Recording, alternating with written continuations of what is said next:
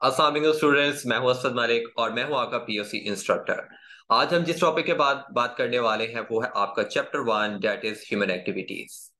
Human activities से को पढ़ने से पहले आपको पता होना चाहिए कि व्हाट इज कॉमर्स। ठीक है जी। कॉमर्स कॉमर्स है क्या? कॉमर्स है ब्रांच ऑफ बिजनेस। मींस कि ये एक बिजनेस की शाख है। ठीक है। और बेसिकली कॉमर्स का काम क्या है, कॉमर्स करता क्या है? कॉमर्स करता है transfer of goods and services. कहाँ से? Producer to end users. Means कि कोई भी आप चीज को जब भी आप खरीदते हैं या बनाते हैं, ठीक है, उसके अंदर का जो प्रोसेस होता है, मींस कि एक प्रोड्यूसर है, उसने एक प्रोडक्ट को बनाया है, ठीक है, उसको अपने प्रोडक्ट को एक एंड यूजर तक पहुंचाना है।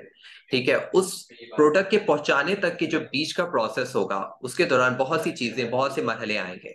उन सारे मरहलों को, उन सारे प्रोसेस को, जो भी उस प्रोसेस में हेल्प कर रहा होगा, उस सारे प्रोसेस को हम जब रीड करते हैं तो उसको हम बोलते हैं कॉमर्स।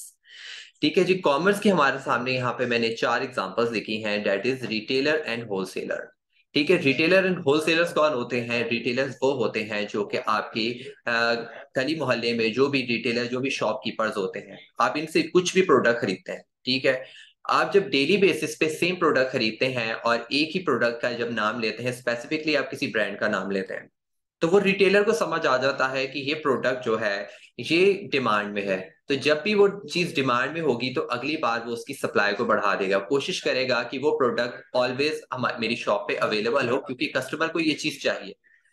इसके बैक हैंड पे एक प्रोसेस चल रहा होगा। इसके बैक हैंड पे उसके पास भी एक सप्लायर होगा, जिसको हम लोग होलसेलर कहते हैं। ठीक है। वो अपना प्रोडक्ट उससे मंगवाएगा। वो कहेगा कि मुझे ये प्रोडक्ट चाहिए, जो क्योंकि इसकी डिमांड है, ये मुझे इतना इतना इतना प्रोडक्ट डेली बेसिस पे चाहिए, वीकली बेसिस पे चाहिए, मंथली बेसिस पे चाहिए। ठीक है। होलसेलर के पीछे भी एक प्रोसेस होगा।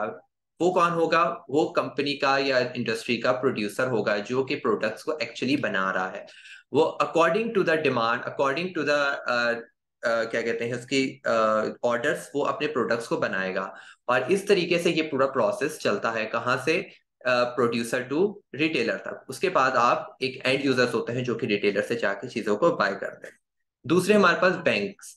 बैंक्स जो होती हैं वो गुड्स नहीं लेकिन अपनी सर्विसेज प्रोवाइड करते हैं आपको। आप बैंक जाते हैं, अपने पैसे डिपॉजिट करवाते हैं और वो आपको इन रिटर्न सिक्योरिटी प्रोवाइड करता है, आपके पैसों की सेविंग करते हैं वो। ठीक है जी। उसके बाद है हमारे पास transportation, warehouse and insurance. Transportation क्या होती है? ट्रांसपोर्टेशन मतलब कि आपके जो प्रोडक्ट है वो आप तक पहुंचने तक बीच में जितने भी प्रोसेस हो रहे हैं, आप तक जो गाड़ी चल रही है, जो बसेस वगैरह चल रही है, जो ट्रक्स चल रहे हैं, जिनके अंदर प्रोडक्ट आप तक पहुंच रहा है, शॉपकीपर तक पहुंच रहा है, इंडस्ट्री से लेकर वेयर हाउसेस तक जा रहा है प्रोडक्ट, ये सारे प्रोडक्ट जो ट्रांसपोर्टेशन का प्रोसेस है ये भी कॉमर्स के अंदर आता है। वेयर हाउस क्या होता है? वेयर हाउस होता है कि जैसे कि आपको एक जनरल एग्जांपल दूंगा एक स्टोर की। जैसे कि आप अपने कोई भी चीज अपने स्टोर में एक सेव करके रखते हैं ताकि वो चीज खराब ना हो।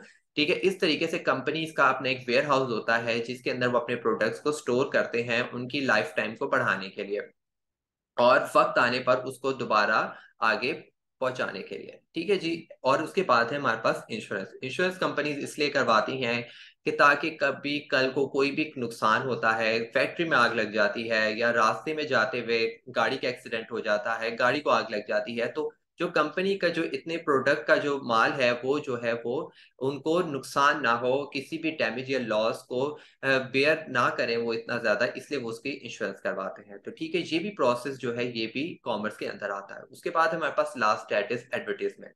एडवर्टीजमेंट, जाहिर सी बात है कि जब भी आप प्रोडक्ट बनाते हैं तो आपको अपने कस्टमर को बताना पड़ता है कि हमारा ये प्रोडक्ट मार्केट में है, इसके अंदर क्या क्या फीचर्स हैं, क्या क्या इसके फायदे हैं, आपको क्यों इसको बाय करना चाहिए। तो आप एडवर्टीजमेंट कंपनीज को बीच में अपने इन्वॉल्व करते हैं, जो कि थ्रू एड्स, बिलबोर्ड्स, और ये जो सारी एडवर्टीजमेंट होती है ये कौन करती है? Advertisement companies. तो ये सारा जो प्रोसेस है ये कौन मैनेज कर रहा है? कॉमर्स। ओके जी, हमारी नेक्स्ट स्लाइड है ह्यूमन एक्टिविटीज। ह्यूमन एक्टिविटीज होती क्या है? कोई भी काम, कोई भी चीज जो कि उसके पीछे एक मकसद होना, एंड गोल और पर्पस। उस मकसद को पूरा करने के लिए आप जो भी एक्टिविटीज को परफॉर्म करते हैं वो ह्यूमन एक्टिविटीज में आता है। इस दुनिया में इंसान कुछ भी करता है, जो भी एक्शंस होते हैं, जो भी काम कर रहा है, उसके पीछे एक रीजन होगा। ठीक है, जैसे कि हमारे पास है बेसिक नीड्स में फूड, क्लोथ एंड शेल्टर, मतलब रोटी, कपड़ा और मकान। इंसान को अच्छा खाने के लिए, ठीक है, उसको कमाना पड़ेगा, उसके पीछे एक रीजन होगा। उसको भूख लग रही है इसलिए वो खाना खाना चाहता है। ठीक है, वो अच्छा दिखने के लिए कपड़े पहनना चाहता है। अपने एक चार दीवारी के अंदर महफूज रहने के लिए उसको एक छत चाहिए।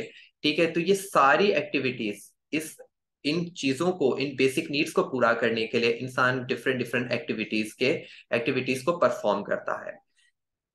इस ह्यूमन एक्टिविटीज को हमने फर्दर दो टाइप्स में डिवाइड किया है, जो कि है इकोनॉमिक और non economic activity. Economic activities क्या होती है? इकोनॉमिक एक्टिविटीज होती है कि जिसका मकसद जो है, जिसका एंड रीजन जो है वो प्रॉफिट होना चाहिए। हर वो काम जिसका मकसद जो है वो पैसा कमाना हो, नफा कमाना हो, हम उसको इकोनॉमिक एक्टिविटीज कहते हैं। वो फिर कोई बिजनेस एक्टिविटीज हो या कोई भी सोशल एक्टिविटी, ऐसी सोशल एक्टिविटी जिसका मकसद कमाना हो, तो वो क्या कहलाता है? Economic activity. ठीक है जी। It should be legal. कोई भी ऐसा काम जो कि हमारे लॉ के मुताबिक हो, अनएथिकल ना हो, और हम उससे पैसे कमा रहे हैं।